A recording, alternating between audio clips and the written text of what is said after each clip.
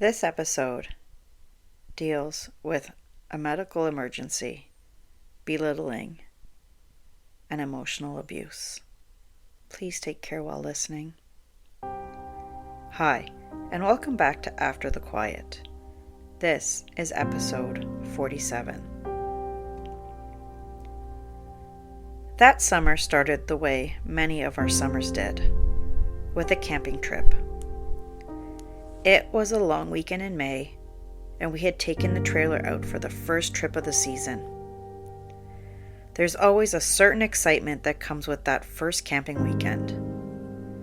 Unpacking everything, setting up chairs and coolers, getting the kids settled.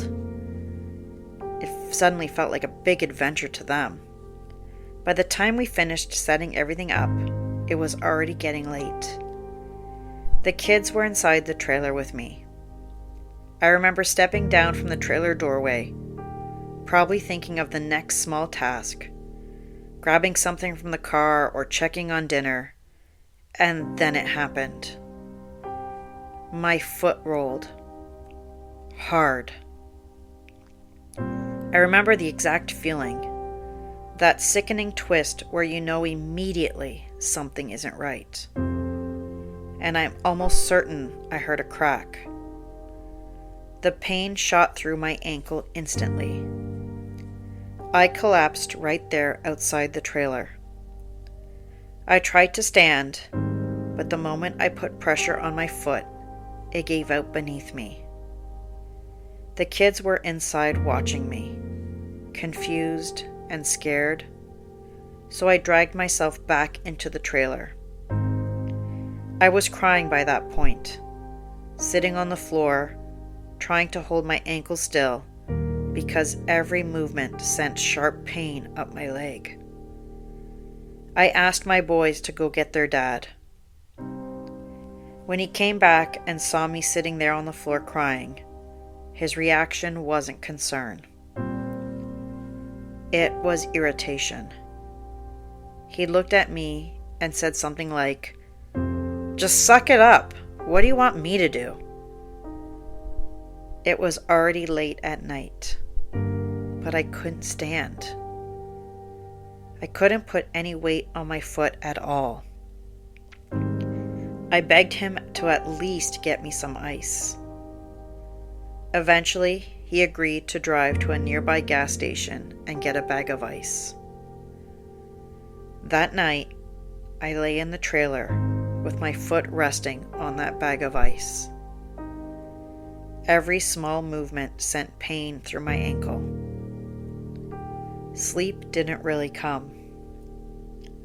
Morning came and nothing had improved. I still couldn't put any weight on it. At all. I told him I needed to see a doctor, but he didn't want to bring the kids to urgent care.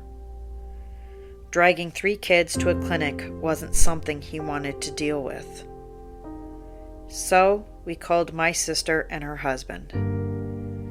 They drove out to the campground to watch the kids while we went to urgent care. Even just getting into the car was painful.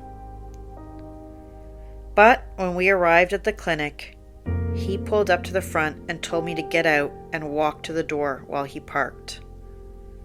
Walk. On a foot that I couldn't stand on. So I got out of the car and started hopping toward the entrance. One step at a time. Trying to balance without putting any pressure on my ankle. A nurse saw me struggling toward the door and quickly came over with a wheelchair. Finally, after the x-rays were done, we sat down with the doctor. And the first thing he said to the doctor was this: "Tell her she's a drama queen." I remember sitting there stunned. But the doctor didn't laugh. He didn't agree. He looked at the x-ray and then calmly corrected him. He said my ankle was broken and I had also torn ligaments. I would need a walking cast and crutches until I could bear weight again. Instead of concern, the reaction I got was frustration. Like I had somehow ruined the camping trip. Like I had ruined the upcoming summer.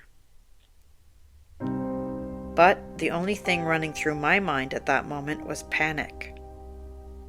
Because it was my right ankle. And that meant something very practical. I couldn't drive. Suddenly, I was facing weeks, maybe months, of not being able to do one of the most basic things that kept our household running.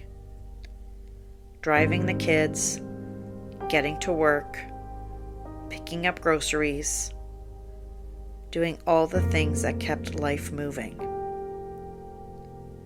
And as I sat there with a cast on my leg and crutches beside me, I realized something else too.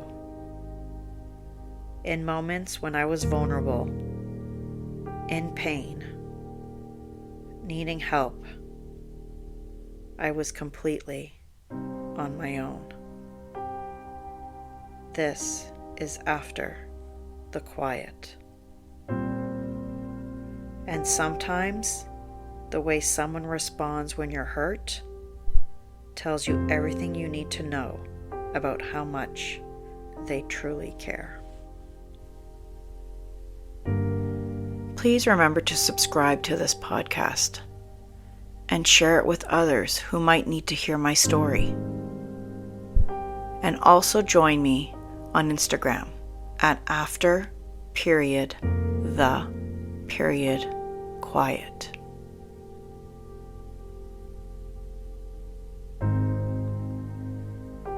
If you recognize parts of my story in your own, please reach out to someone who can give you support, or look for that support in your community. You are not weak for needing help. You are human. Your voice deserves to be heard.